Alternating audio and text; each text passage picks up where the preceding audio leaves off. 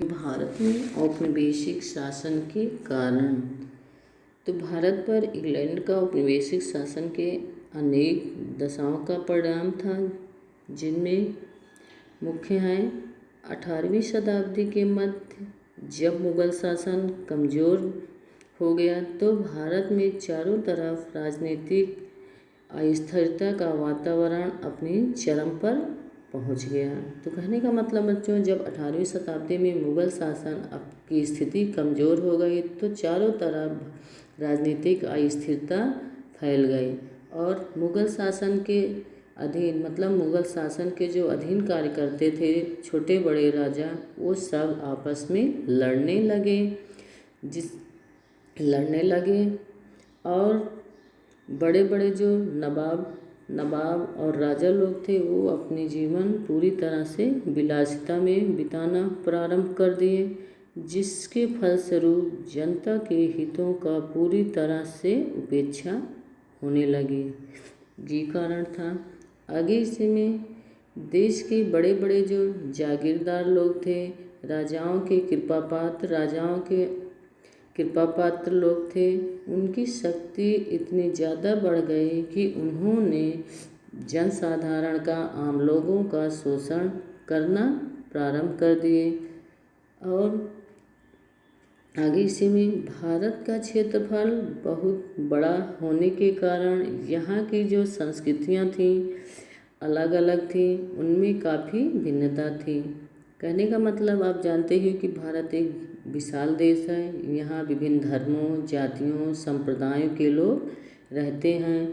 इनकी अलग अलग संस्कृतियाँ हैं, अलग अलग धर्म हैं। तो उनके बीच किसी भी तरह का सामंजस्य स्थापित करना संभव नहीं था इस समय। आगे है, देश में आवागमन के साधन भी उतने विकसित नहीं थे। संचार के साधनों का अभाव था, जिससे लोगों को एक स्थान से दूसरे स्थान पर जो भी घटनाएं घटित होती थी उनके बारे में कोई जानकारी नहीं हो पाती थी।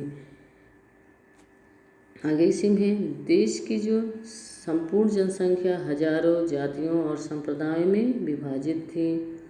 तो भारत में सब लोग जानते हो बहुत सारे धर्मों, जातियों, संप्रदायों के लोग रहते हैं। तो यहाँ एक तरफ जहाँ ऊंची जातियाँ, बड़ी जातियाँ नीची जातियों का शोषण करने में लगी थी, तो वहीं ऊंची जातियाँ अपने ही जातियों के बीच अधिक से अधिक लाभ कमाने के लिए संघर्ष कर रहे थे।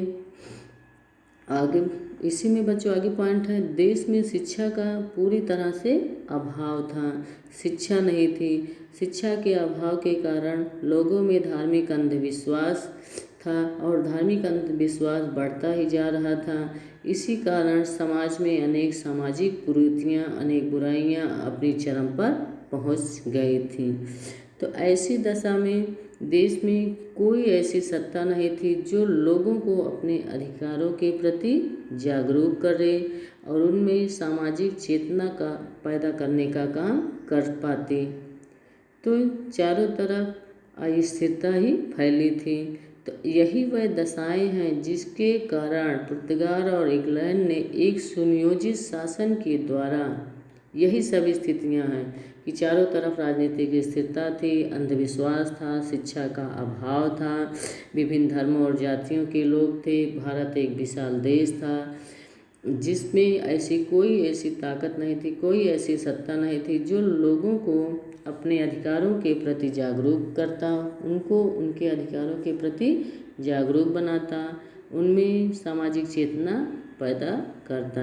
यही सब स्थितियां हैं जिसके कारण इंग्लैंड और पुर्तगाल ने एक सुनियोजित योजना के द्वारा भारत में अपनी सत्ता स्थापित करने का प्रयत्न प्रारंभ कर दिए।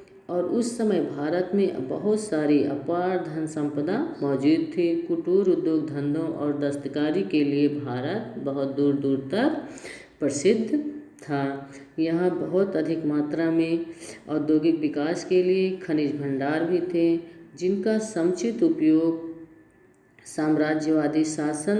साम्राज्यवादी देश ने अपने आप को अधिक धनी बना सकते थे। कहने का मतलब औद्योगिक विकास के लिए यहाँ इतने खनिज भंडार थे कि उनके समुचित मतलब उनका सही उपयोग करके साम्राज्यवादी देश अपने आप को और अधिक धनी बना सकते थे। तो बच्चों यही सारी स्थितियाँ थीं जिसके कारण अंग्रेज़ों ने भारत में अपना उपनिवेश स्थापित किया। तो ये है बच्चों उपनिवेशवाद।